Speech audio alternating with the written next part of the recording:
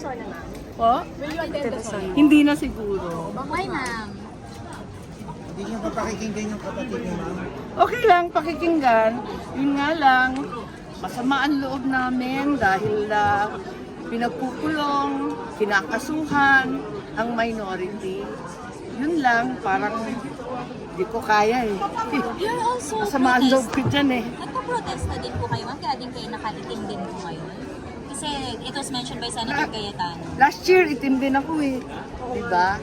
Itim. Yun ang aking tinakbo noong 2025 bilang senador. Yung election campaign ko, itim. Ayun.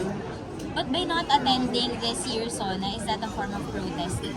Well, I think marami sa amin di pupunta. Pero last year, di na rin ako pumunta talaga. Ma'am, sino pang hindi pupunta, ma'am? Sorry? Sino pa pang hindi pupunta, would you know?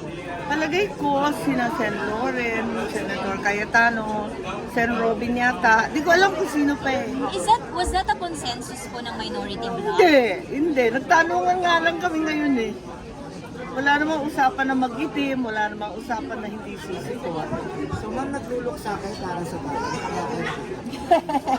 Oo, alam naman ninyo yung itim na aking slogan nung eleksyon at itutuloy ko lang. Ilaban ng tama, itama ang mali. Yun, itim. Laban ng tama, itama ang mali. 2025, yun ang sinasabi ko. At hanggang ngayon, sobrang dami pang kinakailangan itama. Thank you, ma'am. Thank you. Thank you, maraming salamat po. Sabi ni Sara, tanggalin na lang daw po siya ni